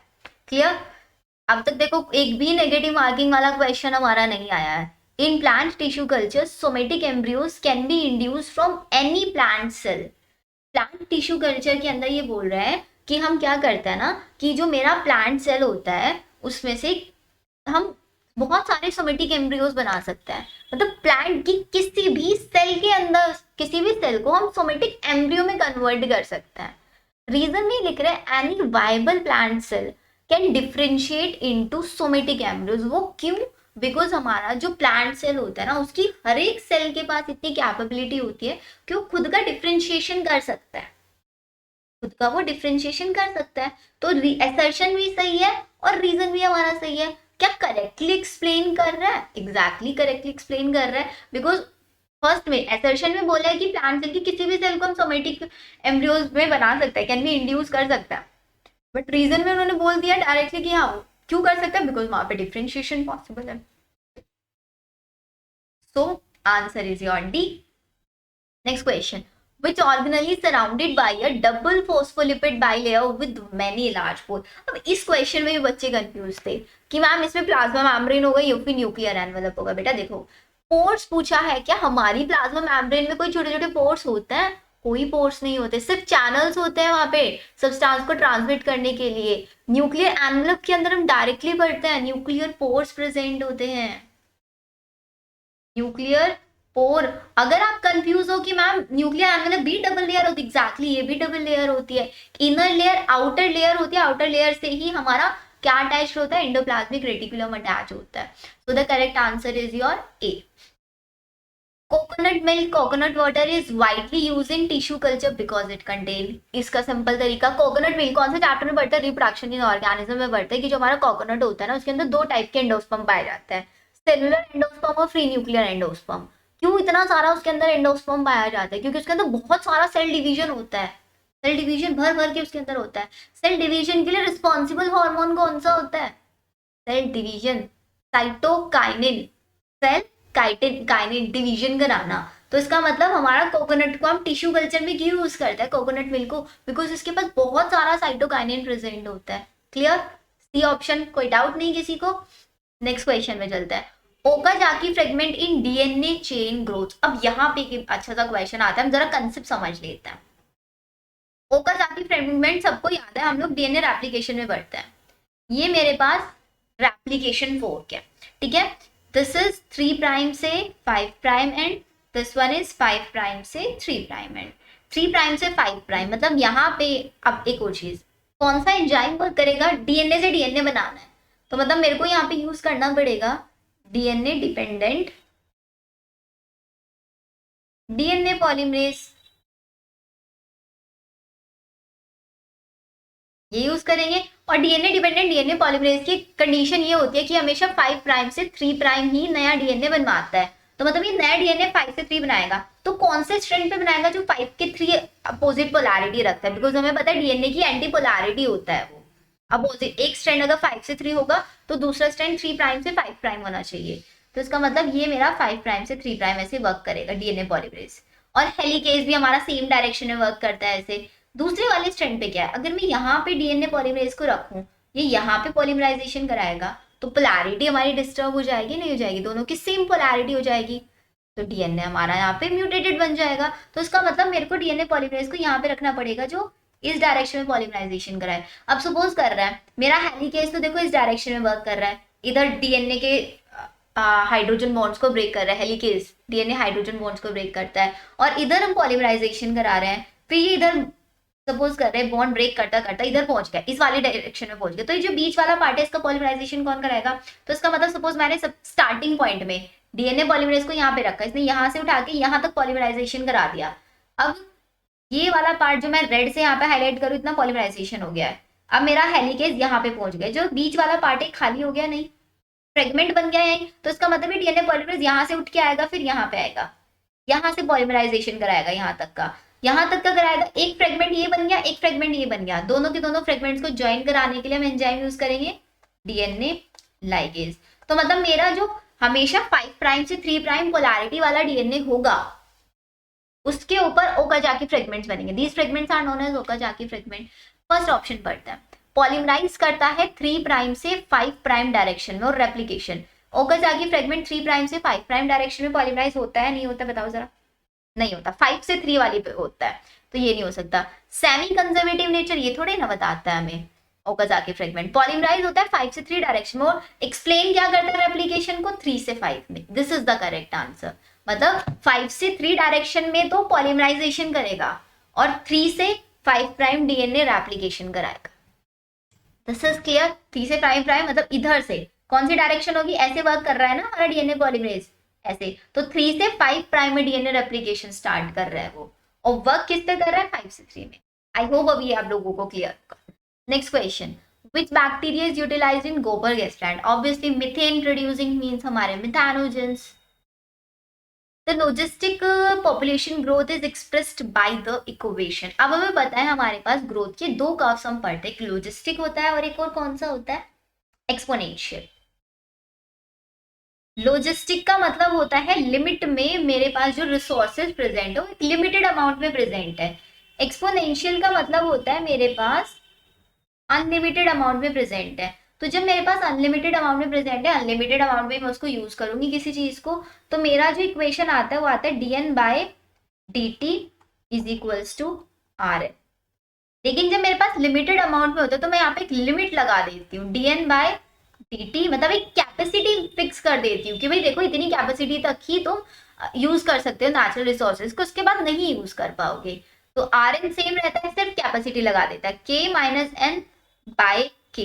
k क्या होता है यहाँ पे, k होता है आपका carrying capacity, k is your carrying capacity, and r क्या होता है, r is your intrinsic rate of natural increase. Clear बच्चों। तो बताओ अभी कौन सा होना वाला है हमारा correct answer. So the correct answer is your B. Clear सबको। 25 क्वेश्चंस, अब तक एक भी क्वेश्चन मैंने आपको ऐसा नहीं छोड़ा है जिसमें अगर आपको लगता हो कि हाँ नेगेटिव मार्किंग हो सकती है। Next question, the reaction of kelvin cycle is not directly dependent on light. Calvin cycle मतलब डार्क रिएक्शन की बात कर रहे हैं, वो लाइट के ऊपर डिपेंड नहीं होती, लेकिन उसको एनर्जी तो चाहिए ना, और एनर्जी कब बनती है, लाइट में बनती है, बट वो लाइट डिपेंडेंट है, डायरेक्टली डिपेंड नहीं करती है, बट लाइट के जो प्रोडक्ट्स हैं उनके ऊपर डिपेंड करती है। But they usually do not occur at night, why, क्यों नहीं होता है। The reaction of Calvin cycle directly light पे डिपेंड नहीं करती, but way usually do not occur, रात में नहीं होती, क्योंकि ये लाइट के जो प्रोडक्ट्स होते हैं उनके ऊपर डिपेंड करते हैं, because Calvin cycle is dependent on the products of light reaction. बाकी ऑप्शन भी देख लो, night is often too cold, night बहुत कोल्ड, टेम्परेचर से कोई इफेक्ट नहीं करता हमारी किसी भी साइकिल को। CO2 कंसेंट्रेशन नाइट में बहुत ज्यादा हाई होते हैं, केल्विन साइकिल में CO2 नहीं चाहिए होती है। Plant usually open their stomata at night, this is not correct, so correct answer is your D. Next, in Down syndrome of a male child the six complement is. अब हमें पता है male child का पूछा है, और down syndrome एक simple सी trick मैंने आप लोगों को बताई थी ना, केटीडी। केटीएम के बारे में तो सबने सुना होगा, व्हाट इज केटीएम। केटीडी भी आपको बस केटीएम का केटीडी बना दो। K four Klinefelter syndrome, spelling check कर लेना बच्चों, Klinefelter syndrome. T four Turner syndrome, D four Down syndrome. इसमें होते हैं 47 नंबर ऑफ क्रोमोसोम, टी में हो जाते हैं 45, अगेन 47। छोटी सी ट्रिक बताई थी मैंने आप लोगों को। अब क्या होता है यहाँ पे, क्लाइनफिल्टर सिंड्रोम के अंदर हमारा 47, मतलब नॉर्मल कितने क्रोमोसोम्स होता है, नॉर्मल हमारे पास 46 क्रोमोसोम्स होता है। 46 में यहाँ पे एक एक्स्ट्रा क्रोमोसोम आ जाता है, 44 मतलब हमारे एलोसोम्स प्लस 6 क्रोमोसोम XXY, ये कंडीशन हो जाती है। टर्नर सिंड्रोम में 45 मतलब हमारे पास 44 क्रोमोसोम एज इट इज है, बस एक 6 क्रोमोसोम यहाँ से गायब हो जाता है। यहाँ पे क्या होता है, देखो ये भी 47 है, ये भी 47, लेकिन दोनों में डिफरेंस क्या होता है, यहाँ पे 44 एज इट इज है, यहाँ पे 45 प्लस XY हो जाता है। मतलब KT इन दोनों के अंदर जो डिफेक्ट आता है वो किसके अंदर आता है, 6 क्रोमोसोम के अंदर आता है। लेकिन डी डाउन सिंड्रोम के अंदर जो डिफेक्ट आता है वो एलोसोम्स के अंदर आता है। मीन्स यहाँ पे क्या हो जाता है, जो आपका 21 नंबर का क्रोमोसोम है ना, उसके अंदर ट्राइसोमी हो जाती है। नॉर्मली 44 होने चाहिए बट 45 हो जाता है। ठीक है, तो अब बताओ कौन सा, मेल के बारे में पूछे तो 45XY, फीमेल पूछते तो 45XX लिख देते, टर्नर पूछते तो XO बता देते। क्लाइनफिल्टर ये हमारा क्लाइनफिल्टर का है, XO हमारा टर्नर का है, और ये डाउन सिंड्रोम फीमेल का है। Clear, so the correct answer is B. Next, lack of independent assortment of two genes A and B in the fruit fly Drosophila, मतलब ड्रोसोफिला के अंदर दो जीन्स A और B, वो अलग अलग नहीं हो पाए, इंडिपेंडेंट असॉर्ट नहीं हो पाए। क्यों नहीं हो पाए, एक दूसरे से बहुत ज्यादा चिपके हुए होंगे, मतलब उनके बीच की डिस्टेंस बहुत कम होगी। डिस्टेंस कम होगी इसका मतलब उनके बीच में लिंकेज हो रखा होगा। अब यहाँ पे भी एक कंसेप्ट आता है, थोड़ा फास्ट तो नहीं जा रहे हैं ना हम लोग बच्चों, बिकॉज बहुत सारे क्वेश्चन सॉल्व करने हैं, तो स्पीड से तो करेंगे, सारे चैप्टर आप पढ़ चुके हो। मोर द लिंकेज, जितना ज्यादा जीन्स लिंक हो गया आपस में उतना ही चांसेस कम है रिकॉम्बिनेशन होने का, तो इसका मतलब less recombination, vice versa. More linkage less recombination. Got it, pick out the correct statement. Haemophilia is a sex link recessive disease. अब इसको भी ना एक छोटी सी ट्रिक से समझ लेते हैं हम लोग। हीमोफीलिया के बारे में हमको पता है सेक्स लिंक डिसीज होती है। मैं ऑटोसोमल, अच्छा डिसीज को ना दो पार्ट से हम लोग डिवाइड करते हैं, ऐसे ही चलता है अपना। एक होती है मेरे पास ऑटोसोमल डिसीज, और एक होती है सेक्स लिंक। जैसे कि लास्ट में हमने देखा भी, जो मेरी डाउन सिंड्रोम थी ऑटोसोमल थी, और सेक्स लिंक हमारी जो 6 क्रोमोसोम्स के अंदर हो। ठीक है, अब एक और चीज आती है, डिसीज और दो टाइप से हो सकती है। एक तो अगर आपके क्रोमोसोम में कोई डिफेक्ट आ जाए, जिनको बोलते हैं हम आपका क्रोमोसोमल डिसऑर्डर, और एक होता है आपके क्रोमोसोम के अंदर प्रेजेंट जीन में डिफेक्ट आ जाए। क्रोमोसोम के अंदर डिफेक्ट है उसको हम डिटेक्ट कर सकते हैं कैरियोटाइपिंग से, बट क्रोमोसोम के अंदर भी अगर जीन में डिफेक्ट आ जाए उसको नहीं हम डिटेक्ट कर सकते, उनको बोलेंगे हम आपका जेनेटिक डिसऑर्डर। अगेन वही क्रोमोसोमल डिसऑर्डर दो टाइप के डिवाइड कर देना, ऑटोसोमल और सेक्स लिंक। क्रोमोसोमल डिसऑर्डर सिर्फ 3 होते हैं मेरे, कौन कौन से होते हैं आपके, द फर्स्ट वन इज के, टी और डी। के टी हमारा ऑटोसोमल हो जाएगा और सेक्स लिंक में हमारा डी आ जाएगा। ठीक है, अब जेनेटिक डिसऑर्डर, जेनेटिक डिसऑर्डर में भी अगेन ऑटोसोमल हो गया और सेक्स लिंक हो गया। ऑटोसोमल की मैंने आपको एक ट्रिक बताई थी, क्या ट्रिक थी, अल्का सिस सिक था, कैसे, फिनाइल पीने से। अभी कोई फिनाइल फिनाइल पिएगा तो ऑब्वियसली वो स्टिकी हो जाए। अल्का alkaptonuria, cystic fibrosis, sickle cell anaemia, था थैलेसीमिया। फिनाइल फिनाइल कीटोनूरिया, पीने से कुछ नहीं। अल्का, इसके कौन से क्रोमोसोम पे आता है डिफेक्ट, 3, 7 11, 11, 13। याद आ गया होगा नहीं? अभी चलो क्वेश्चन देखते हैं हम लोग। फर्स्ट क्वेश्चन में पूछा है haemophilia is a sex link, अभी सेक्स लिंक वाले रह गया है। सेक्स लिंक में एक तो डाउन सिंड्रोम हो गया, और अगर हम जेनेटिक वाले देखेंगे तो हमारा यहाँ पे दो आपको याद रखना है, एक तो आपका colour blindness plus haemophilia. Colour blindness में कलर आइडेंटिफाई नहीं कर पाते, हीमोफीलिया के अंदर ब्लड क्लोटिंग के जो फैक्टर्स होते हैं वो डिक्रीज, मतलब ब्लड की क्वालिटी डिक्रीज हो जाती है। तो haemophilia sex link recessive disease है, एग्जैक्टली एक sex link recessive genetic disorder है हमारा, तो ये हमारा ट्रू है। ठीक है, Down syndrome is due to aneuploidy, aneuploidy का मतलब होता है एक क्रोमोसोम का एक्स्ट्रा ऐड हो जाना, एक हो या एक से ज्यादा उसको बोलते हैं एनीप्लॉइडी। और पॉलीप्लॉइडी मतलब पूरे के पूरे क्रोमोसोम्स की सेट का इंक्रीज हो जाना, सिंगल क्रोमोसोम या उससे ज्यादा क्रोमोसोम ऐड हो रहे हैं, एनीप्लॉइडी पूरा सेट हो रहा है तो पॉलीप्लॉइडी। तो ये भी हमारा ट्रू है, बिकॉज इसके अंदर डाउन सिंड्रोम में क्या हो रहा था हमारा 45XY हो रहा था अगर मेल की बात करते हैं तो। Phenylketonuria autosomal recessive gene disorder है, कौन सा? Phenylketonuria autosomal gene disorder है, ऑब्वियसली हमारा जेनेटिक डिसऑर्डर है ऑटोसोमल, तो ये भी मेरा ट्रू है। और sickle cell anaemia is a X link recessive, sickle cell anaemia, sickle cell तो ऑटोसोमल है ना, सेक्स लिंक थोड़े ना, तो फॉल्स है। तो मेरा फर्स्ट सेकंड और थर्ड तीन सही है, फर्स्ट सेकंड थर्ड इसमें देगा डी में, तो डी हमारा करेक्ट हो गया। नेक्स्ट पे चलते हैं। तो first step of photosynthesis, photosynthesis का सबसे पहला स्टेप होता है फोटोलाइसिस ऑफ वाटर। वाटर का फोटोलाइसिस होगा, 2 इलेक्ट्रॉन्स निकलेंगे। Ionization of water, photolysis of water. Attachment of CO2 5 carbon, no. Formation of excitation of electron of chlorophyll by the photon of light, मतलब light आएगी, chlorophyll electrons को excite करेगा, primary electron acceptor उसको accept करेगा। ये हमारा first step होगा। तो देखो बच्चों, हम लोगों ने 30 क्वेश्चन सॉल्व कर लिए, 30 इंटू 4 मतलब 120 मार्क्स हम लोगों के बायो में एटलीस्ट आने चाहिए अब तक, without any single negative marking. Clear? Next question पे चलता है। विच of the following statement is incorrect, इनमें से कौन सा स्टेटमेंट इनकरेक्ट है?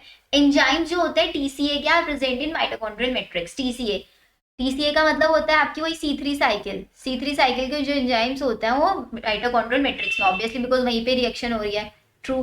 ग्लाइकोलाइसिस अकर इन साइटोसोल, मतलब साइटोप्लाज्म में होते हैं, true. Oxidative phosphorylation take place in outer या इनर, इनर माइटोकॉन्ड्रियल मैट्रिक्स में, इनर माइटोकॉन्ड्रियल मेम्ब्रेन में होती है, दिस इज द फॉल्स।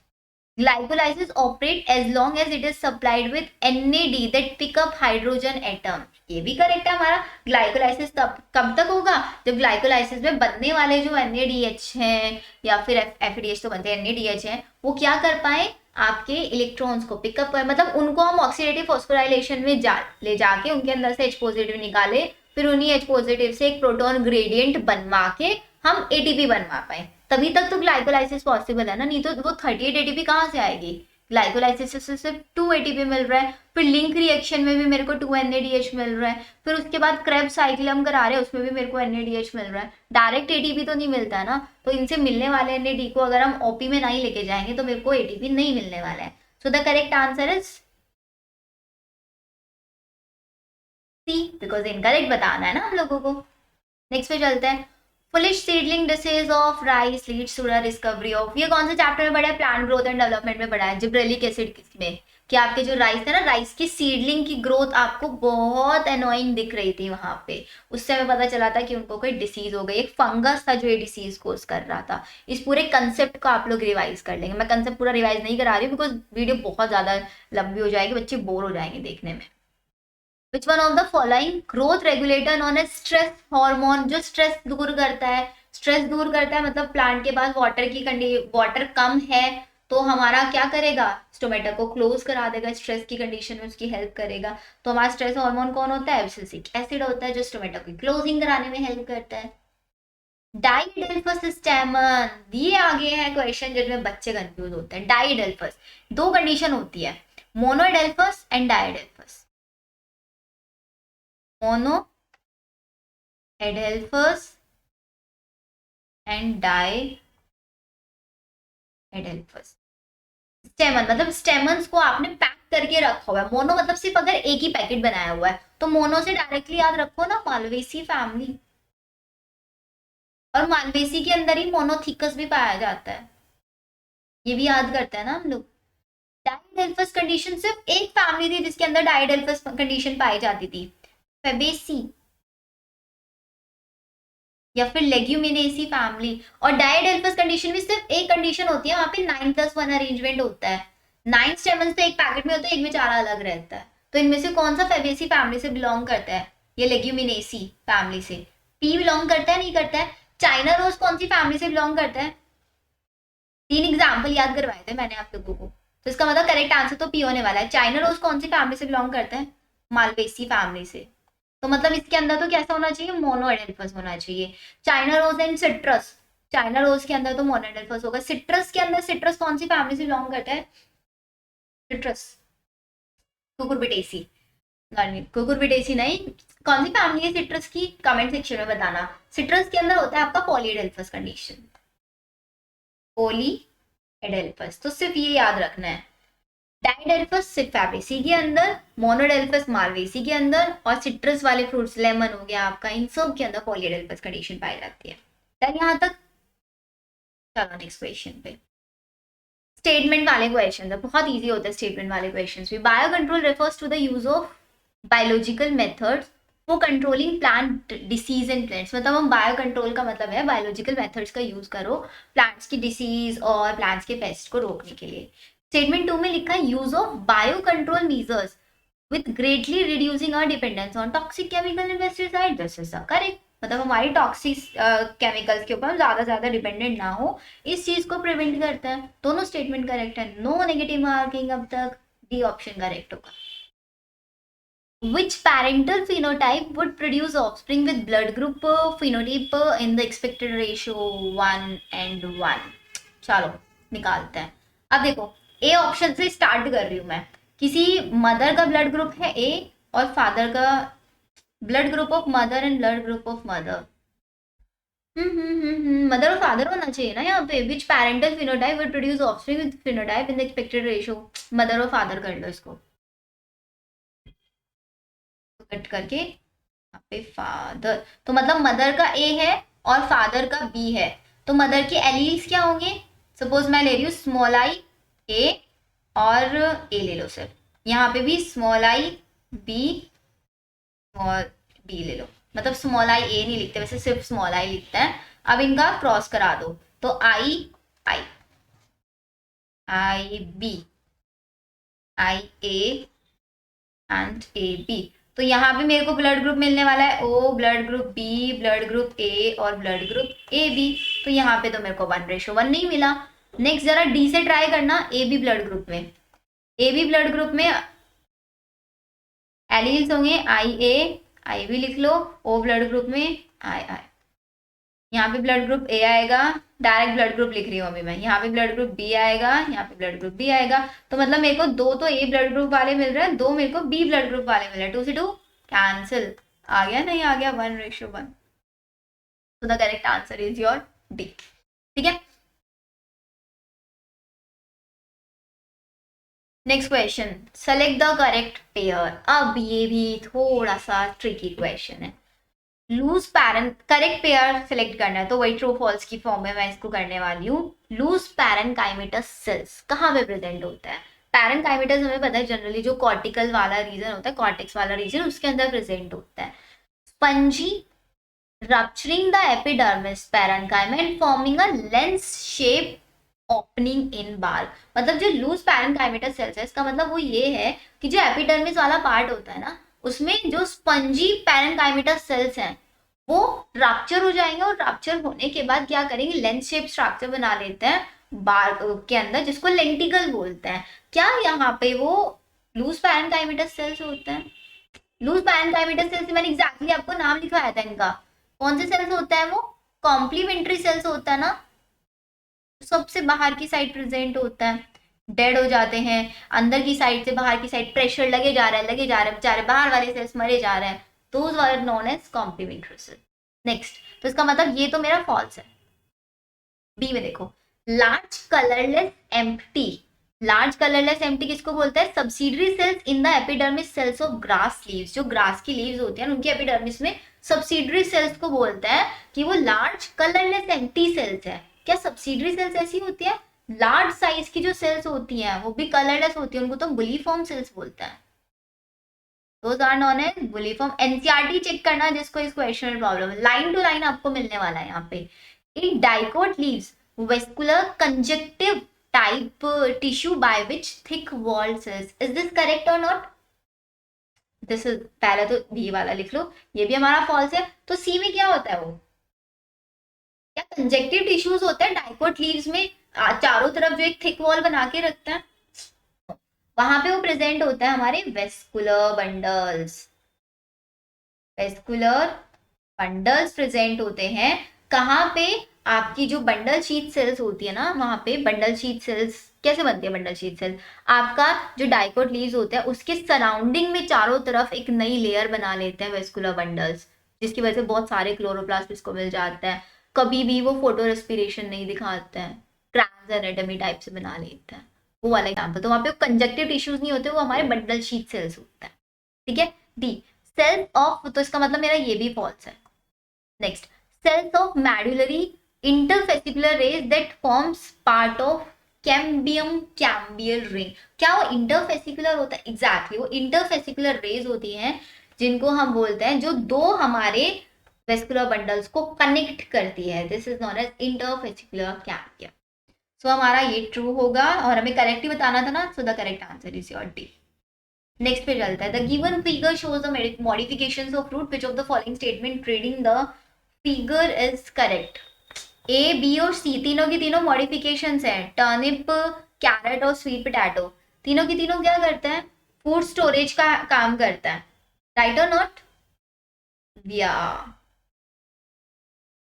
तीनों के तीनों फूड स्टोरेज का काम करता है हमारा। और न्यूमेटोफोर क्या करते हैं? रेस्पिरेशन कराने में हेल्प करते हैं। इतना हम लोगों ने चैप्टर में पढ़ा है। अभी जरा ऑप्शन में देख लेते हैं। Tap root of carrot, turnip, adventitious roots of sweet potato, get swollen and store, food store करके रखते हैं। सही है तो करेक्ट मतलब true. Pneumatophores conduct water mineral and photosynthesis, ये नहीं कराते, सिर्फ एक्सचेंज ऑफ गैसेस कराता है। Incorrect. Pneumatophore is found in the plant that grow in sandy soil. No, ये तो एक्वेटिक के अंदर पाया जाता है। Turnip, carrot show adventitious, sweet potato show tap root. No, so the correct answer is A, sweet potato adventitious root होती है हमारी। Conifers are specially sensitive to acid rain. Conifers जो होते हैं वो एसिड रेन के लिए सेंसिटिव होते हैं because their needle literally take moisture out of the clouds. Cloud से क्या करती है? मॉइस्चर को ले लेती है because of acid rain. Mount Mitchell एक सबसे बड़ा माउंटेन्स है जिसकी जो सबसे हाईएस्ट पीक है in the eastern Appalachians has seen dramatic loss of pine forest. The damage on this mountains most likely stems from. अब यहाँ पे क्वेश्चन पूछा है ऐसा क्यों हुआ होगा, मतलब क्या एसिड रेन का सबसे ज्यादा असर उसी माउंटेन के ऊपर पड़ा? एसिड रेन के अंदर सबसे ज्यादा अमाउंट में क्या प्रेजेंट होता है? H2SO4 से बनती है सबसे ज्यादा, तो उसका मतलब सबसे ज्यादा अमाउंट में सल्फर उसके अंदर प्रेजेंट होगी। और सबसे ज्यादा अमाउंट में अगर सल्फर, एक्सेस सल्फर अगर आपके एटमॉस्फेयर के अंदर आएगी, और वो किसकी वजह से भी आ सकती है? आपकी इंडस्ट्रियलाइजेशन की वजह से आएगी, ऑब्वियसली बात है। तो उसी की वजह से जो हमारा सबसे ज्यादा कॉनिफर प्लांट्स है ना, उनके अंदर डैमेज आएगा। ये डायरेक्टली याद रखना। बाकी ऑप्शंस को पढ़ के देखना। ड्राउट लाइक, क्या माउंटेन्स के ऊपर ड्राउट मिलेगा? बिल्कुल नहीं मिलेगा। Loss of biomass through out the एप्ले, ऐसा बायोमास का रीजन पूछा है, क्यों हुआ है? वो क्यों हुआ है? आपका एक्सेस सल्फर की वजह से। यहाँ पे भी कोई चांसेस नहीं है नेगेटिव मार्किंग के। Next, which of the following step is not taken for reducing vehicular pollution. Vehicles का पोल्यूशन को कम करने के लिए हम लोगों ने क्या किया गया? पेट्रोल को अनलेडेड किया गया, और हाई सल्फर और पेट्रोल, मतलब पेट्रोल और डीजल के अंदर से सल्फर कम किया गया था, हाई सल्फर नहीं। कैटालाइटिक कन्वर्टर्स यूज किया गया था। एप्लीकेशन ऑफ स्ट्रिंगेट, बहुत सारे नॉर्म्स बनाए गए थे। सो कौन सा नहीं किया गया था? फॉल्स मेरे को बताना है। तो फॉल्स मेरा यहाँ पे क्या होने वाला है? बी होने वाला है। Next, match the following again. Match में हमेशा आपको पता है मैं अपने अकॉर्डिंग करती हूँ। ट्राइग्लिसराइड्स का मतलब क्या होता है? ट्राइग्लिसराइड्स हमारे फैट होता है, नहीं होता है? होता है ना। तो फैट किस में है? फोर्थ में। तो ए का तो मेरा फोर्थ होने वाला है। ए का फोर्थ, इसको कट कर दिया मैंने, यहाँ पे इसको कट कर दिया। लिपिड क्या होता है? मैम्ब्रेन। लिपिड वाली मैम्ब्रेन किस में प्रेजेंट होती है? फॉस्फोलिपिड ना, हमारी प्लाज्मा मेम्ब्रेन जो होती है वो लिपिड प्लस प्रोटीन दोनों से मिलकर बनी होती है, तो बी का होने वाला है थर्ड। बी का थर्ड ये रहा। बाकी और भी चेक कर लो। स्टीरॉइड्स, स्टेरॉइड्स किससे बने होते हैं? हॉर्मोन्स, स्टीरॉइडल तो होता है ना, तो सी का फर्स्ट होगा। और वैक्स क्या होता है? लीव्स और स्टेम्स के ऊपर एक कोटिंग होती है, वैक्सी कोटिंग, ताकि कम से कम वाटर लॉस वो करे वहां से। Correct answer is your A. Which of the following statement is are correct, मतलब कौन सा स्टेटमेंट है आपका इज, एक या एक से ज्यादा भी हो सकता है। The shape of the cells may vary with the function they perform, obviously vary करेगा, ट्रू। ह्यूमन आरबीसी का डायमीटर 7.5 माइक्रोमीटर होता है, राइट। सेलुलर साइटोप्लाज्म के अंदर बहुत सारी सेलुलर एक्टिविटीज होती हैं। Various chemical reaction occur in cytoplasm to get the cell in the, obviously true. 5 kingdom classification, आरएच बिटेगा सारे ऑप्शंस। अब आते हैं ऑप्शंस पे। First, second, third, fourth, B only first and second, C only fourth, D. अब इन चारों में से मोस्ट अप्रोप्रिएट, इस क्वेश्चन में बच्चे बड़े कंफ्यूज थे कि मैम फिफ्थ ऑप्शन तो दिया हुआ है बच्चों, मोस्ट अप्रोप्रिएट आंसर चूज करना है, तो कौन सा आंसर? ए है, बी तो नहीं हो सकता बिकॉज सिर्फ फर्स्ट और सेकंड। अगर आप बी को पिक कर रहे हैं तो इसका मतलब आप बोल रहे हैं कि थर्ड, फोर्थ और फिफ्थ गलत है, क्योंकि यहाँ पे फोर्थ और फिफ्थ, थर्ड और फोर्थ भी दिया हुआ है। अगर आप सिर्फ फिफ्थ को ओनली वर्ड यहाँ पे लिखा हुआ है तो इसका मतलब आपका करेक्ट आंसर क्या होना चाहिए? ए होना चाहिए। अगर नीट में भी ऐसे क्वेश्चन आ जाते तो कंफ्यूज नहीं होना है कि यहाँ पे तो फिफ्थ दिया हुआ ही नहीं है, मैं क्या पिक करूं, छोड़ दूं क्या इसको? ए पिक करके आ जाना है आपको। बाकी ऑप्शंस को देखो कि उनको क्यों नहीं पिक कर रहे हैं। इसका मतलब ये होता है ना कि आपके पास एक सॉलिड रीजन होना चाहिए क्यों आपने बी को यहाँ पे रिजेक्ट किया, क्यों आपने सी को रिजेक्ट किया, डी तो ऑब्वियसली रिजेक्टेड ही है। क्लियर? चलो, the following bacteria help in nitrogen fixation from atmosphere, atmosphere में से नाइट्रोजन फिक्सेशन कराने के लिए कौन कौन से बैक्टीरियाज की हेल्प करेंगे? चलो, एजोबैक्टर ऑब्वियसली, राइजोबियम भी करेगा, एजोस्पिरिलम भी करेगा, क्या लैक्टोबैसिलस ट्राइकोडर्मा ही करेंगे? Lactobacillus lactic acid bacteria, trichoderma polysporum क्या कराता है? रिंग वॉर्म कराता है। तो आपका करेक्ट आंसर तीन है, nitrogen fixation, azotobacter, rhizobium, azospirillum, first, second and third, तो ऑप्शन होगा हमारा D, no confusion. Which of the following statement of incorrect, incorrect state मतलब फॉल्स आपको पिक करना है। Oxidation reduction reactions produce proton gradient in respiration, respiration के अंदर ये आपका क्या करती हैं? प्रोटॉन ग्रेडियंट कराती है, ऑब्वियसली कराती है, ट्रू होगा। During aerobic reaction role of oxygen is limited to the terminal stage, aerobic respiration में आपका जो ऑक्सीजन का रोल है वो सिर्फ टर्मिनल स्टेज पे है। वो कब है टर्मिनल स्टेज पे? जब ईटीएस आएगा हमारा। ईटीएस में मतलब फाइनल एक्सेप्टर होता है ऑक्सीजन, इलेक्ट्रॉन्स के फाइनल एक्सेप्टर, तो सिर्फ टर्मिनल स्टेज पे ही तो वर्क है, सबसे लास्ट में हमारा रोल आता है, ये भी सही है। In ETC one molecule of NAD plus H positive give rise to two नहीं 3 ATP, 1 FADH टू 2 ATP देता है, ये तो इनकरेक्ट है, फॉल्स लिखो इसको, this is true. ATP synthase सिर्फ कॉम्प्लेक्स 4 में, सॉरी 5 में होता है, दिस इज ऑल्सो ट्रू, तो इनकरेक्ट बताना था, सी हमारा इनकरेक्ट हो जाएगा। Which of the following factor affect transpiration? Transpiration, stomata कितने हैं, उनका डिस्ट्रीब्यूशन कैसा है, वो कितने ओपन है और कैसा उनकी स्ट्रक्चर है, सारी चीजें डिपेंड करेगा। तो इसका मतलब मेरा फर्स्ट भी होना चाहिए, सेकंड भी होना चाहिए। Water status of the plant, कि प्लांट के पास वाटर स्टेटस कैसा है, क्या ये होना चाहिए? ऑब्वियसली होना चाहिए। वाटर ज्यादा होगा तो स्टोमेटा ओपन हो जाएंगे, ट्रांसपिरेशन का रेट बढ़ जाएगा, वाटर कम होगा तो ट्रांसपिरेशन का रेट कम हो जाएगा। प्लांट का वाटर स्टेटस अफेक्ट करेगा नहीं करेगा? कैनोपी स्ट्रक्चर का मतलब होता है आपका पेटियल अरेंजमेंट कैसा है,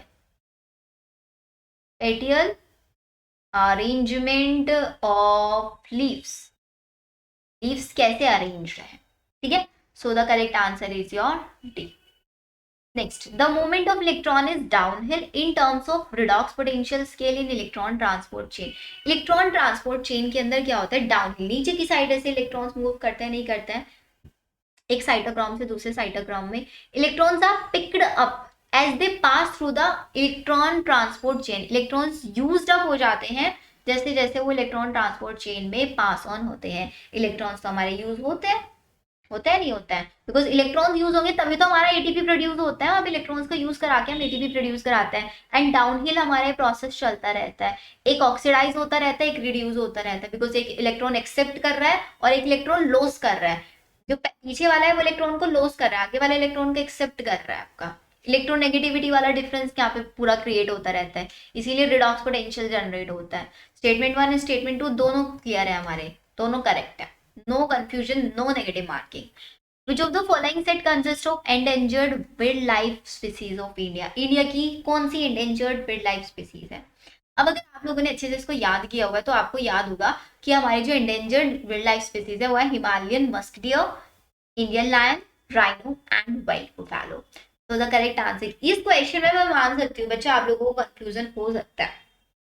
एक सेकेंड वाइल्ड लाइफ बुफैलो नहीं है, great Indian western wild life, sorry correct answer आपका डी होगा यहाँ पे, not wild life buffalo, Kashmir stag, wild ass and आपका great Indian bustard, D correct answer होगा।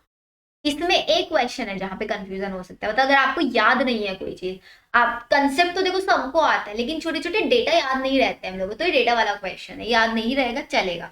एक क्वेश्चन हमारा, हम यहाँ पे स्किप करेंगे इस क्वेश्चन को। Match column 1 and column 2 and select the correct option from the code given below. सबसे पहले कैस्पियन स्ट्रिप हमेशा याद रहती है, मेरे को तो हमेशा याद रहती है। कैस्पियन स्ट्रिप के अंदर सुबेरिन का डिपोजिशन होता है जिसकी वजह से मेरा जो वाटर होता है एपोप्लास्ट से उसको सिम्प्लास्ट आना पड़ता है, तो इसका मतलब सी का तो सेकंड होने वाला है।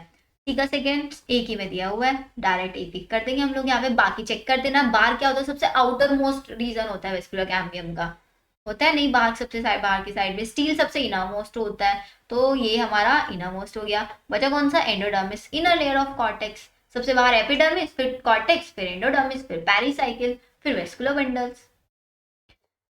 Match column 1 and column 2, A B O blood group मेरे को मल्टीपल एलिज्म बताते हैं, बहुत अच्छे से मेरे को याद रहता है, तो इसका मतलब ए का होना चाहिए फोर्थ, ए का फोर्थ यहाँ पे दिया हुआ है, ए को कट कर दिया मैंने, डी को कट कर दिया। लॉ ऑफ इंडिपेंडेंट असॉर्टमेंट ने मेरे को डाई हाइब्रिड क्रॉस दिया था, लॉ ऑफ सेग्रीगेशन ने मोनो हाइब्रिड क्रॉस दिया था, तो बी का सेकंड होना चाहिए और सी का फर्स्ट होना चाहिए। जीन म्यूटेशन बेस में होता है, सिंगल में होगा तो सिंगल जीन म्यूटेशन हो जाएगा, पूरा फ्रेम शिफ्ट म्यूटेशन भी हम उसको बोल देते हैं, या फिर और बहुत सारे हो गए तो ग्रॉस म्यूटेशन उसको बोल देते हैं। So the correct answer is C. अब आता है आज की क्लास का last question 50। Chromosomes are move to spindle equator, मतलब हमारे इक्वेटर पे आ जाते हैं, एक प्लेट पे आ जाते हैं जिसको मेटाफेज प्लेट हम बोलते हैं। तो कौन सी स्टेज में होता था ये, मेटाफेज में, तो इसका मतलब ए का फोर्थ होना चाहिए, ए का फोर्थ, एक ही ऑप्शन में दिया हुआ है, बाकी के आप लोग मैच कर लो। देखो 50 क्वेश्चन हम लोगों ने सॉल्व कर लिए 1 आवर 10 मिनट्स में। अब 1 आवर 10 मिनट आप बोलोगे मैम आपने 50 क्वेश्चन इतने टाइम में सॉल्व किए, आप हमें बोल दो जल्दी जल्दी करना चाहिए, मैंने समझाया भी था ना आप लोगों को। देखो अगर हम इस पूरे 50 क्वेश्चन को देखें ना, तो सिर्फ एक क्वेश्चन ऐसा था यहाँ पे जिसमें आप लोगों को डेटा वाला था, जिसमें हाँ मैं मान सकती हूँ आपको कंफ्यूजन हो सकता है, या एक नहीं तो 5 क्वेश्चन मान के चलते हैं, 50 में से 5 क्वेश्चन। नेक्स्ट 50 जब हम सॉल्व करेंगे नेक्स्ट वीडियो के अंदर, तो वहां पे भी आपके 5 ही क्वेश्चन आने चाहिए। तो 10 क्वेश्चन मतलब 10 फोर जब 40 मार्क्स आप यहाँ पे कर, तो 320 तो एटलीस्ट वाई में लेके आने चाहिए ना फिर आप लोगों के। अगर अभी 320 आ रहे हैं तो धीरे धीरे इंप्रूव करके उसको 340 तक लेके आ जाओगे। तो क्वेश्चन को पढ़ना है अच्छे से, क्वेश्चन को देख के कभी भी कंफ्यूज नहीं होना है, सबसे पहली चीज ये। क्वेश्चन को पढ़ो, अप्रोच अच्छे से लगाओ, और जैसे मैं क्वेश्चन सॉल्व करती हूँ ना अभी यहाँ पे, सेम वे में आप लोग सॉल्व किया करो, पढ़ के। नहीं क्वेश्चन समझ में आ रहा है छोड़ो मत उसको, ये नहीं कि डायरेक्ट जाके उसको आंसर की देख लिया, क्वेश्चन आया सामने सेम चैप्टर के नोट्स ओपन कर लो, कंसेप्ट ओपन कर लो, पढ़ लो, तब आंसर फाइंड करो, फिर आंसर की से जाके उसको मैच कर लो कि हाँ मैंने सही किया नहीं, वो कंसेप्ट साथ साथ याद हो जाएगा आप लोगों को। ठीक है, ऐसे ही आप लोगों को आगे के भी सारे क्वेश्चन सॉल्व करने हैं, नेक्स्ट वीडियो पे बहुत जल्दी आप लोगों को मिल जाएगा। तो थैंक यू, आप लोगों ने इतना अच्छा टाइम दिया मेरे को, एंड आई होप आप लोगों को इस वीडियो में से बहुत सारी चीजें सीखने को मिली होंगी, एंड थोड़ा बहुत आप अपनी स्ट्रेटजीज को चेंज करोगे पढ़ने का। ठीक है, bye, see you in the next video.